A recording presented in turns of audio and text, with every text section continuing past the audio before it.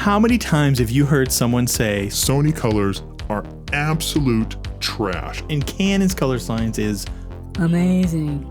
What if I told you that you could now get those oh so glorious Canon colors from a Sony camera? In this video, I'll walk you through my somewhat idiot-proof process to get these Canon colors in most situations. So if that seems interesting to you, stick around because we've got a lot to talk about. I am no Tom Buck and I promise never to do that again. All right, step one, turn off your auto white balance. I cannot stress how important this step is. Most of the time, to get a fairly accurate white balance, I use an app called Kev. I think it's Kev WB, Kev WB. I think it's like $3 in the App Store, so maybe $20 for you Canadians. Sorry, couldn't resist. The key to using this app is making sure you point the camera at the primary light source for your intended subject. In mixed lighting, you may need to take multiple readings and average them out, but make sure you obviously give additional weight to the brightest light source of all the lights that you have in there. Once you have that value, I typically bump it up 100 degrees, maybe a couple hundred degrees, because I prefer a warmer look. Now feel free to experiment yourself and decide what works best for you. If you have time to set a custom white balance, I would highly encourage you to check out Marcus Pix's excellent video on how to get the perfect white balance using a simple scrap piece of white paper. I'll leave a link to it in the description below. Speaking of below, isn't that where they hide the like and subscribe button?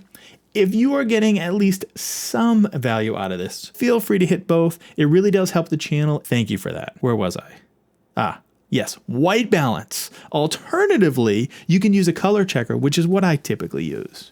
Now, I like to grab some footage of the color checker so that I can adjust the colors in post more accurately when the time comes. A pro tip here is that once you have your white balance set, leave it alone unless lighting changes dramatically. Cool, state-of-the-art jellyfish nets. Touch. Don't touch.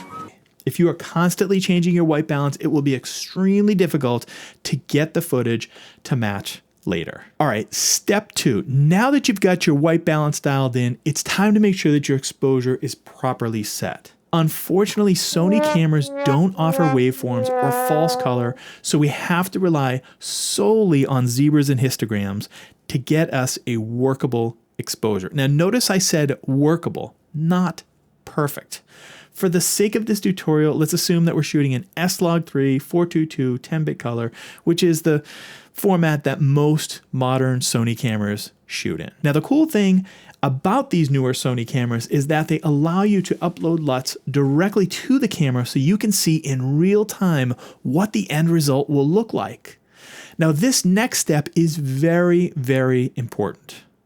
Once you enable a LUT in camera, you will need to figure out what the correct zebra values are for two key elements: skin tones and highlight clipping. For example, I know a lot of people use the Phantom LUT. Now that clips at 94%, which is no different than if you were using the Gamma Display Assist in camera. However, I use the EOS Alpha Harmonic LUT by Eric Lens, a little more on that later, and that clips at 97%. So this step will require a little bit of work on the front end, but I assure you it would be well worth it in the end. Now, the easiest way to figure out what the clipping point is to throw your camera in manual mode and crank up the ISO so your footage is way overexposed. Then increase the zebra value until the zebras suddenly vanish. The zebra value right before that is your clipping point. I like to dial it back by 1 or 2 just to be on the safe side. Now, skin tones are a bit harder to figure out. What works for me is to first figure out what the proper exposure is for middle gray. Now, for this step, you will need a gray card, and you must also be in a controlled lighting environment. If you are using a LUT, be sure that you have it enabled in camera. Now take a look at your histogram and then dial it in so it falls in the middle of that histogram. Now it's okay to expose slightly to the right, but just don't overdo it. I then lock that exposure and raise the zebras up until I get them to show on most of my face using a ±5 range. Now for the LUTs that I'm using, that happens to fall at 52 for middle gray and 67 for skin tones. All right, let's talk about these LUTs for a second. As I mentioned at the beginning, these are from Eric Lenz, who I think is based out of Germany, and he's developed these LUTs specifically for Sony cameras that emulate Canon colors.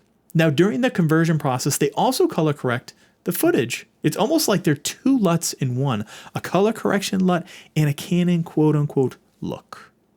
Now, while this video is not sponsored by Eric, I did reach out to him and he was kind enough to provide viewers with a 10% discount for any future purchase. I'll leave the details in the video description below. Step 3. This is definitely the easiest of all the steps that we've covered thus far, and it is the last step in this process.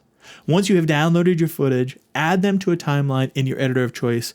Since this is my show, I use DaVinci Resolve, and that's what we're going to use as an example. Simply add a new serial node to the first clip and add that LUT to it. It really is that simple. If you do need to make any changes to the exposure, color, sharpness, etc., just be sure to do that in the nodes prior to the LUT, because a lot of that color information is lost during the conversion process.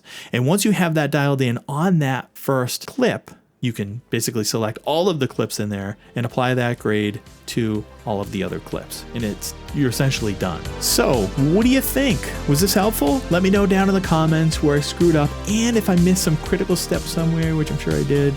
I'm not a professional colorist, nor do I intend to become one, but I have at least figured out a way to get good results out of my Sony camera that I'm happy with. Thanks for sticking around until the end. I truly do appreciate it. We will catch you in the next one.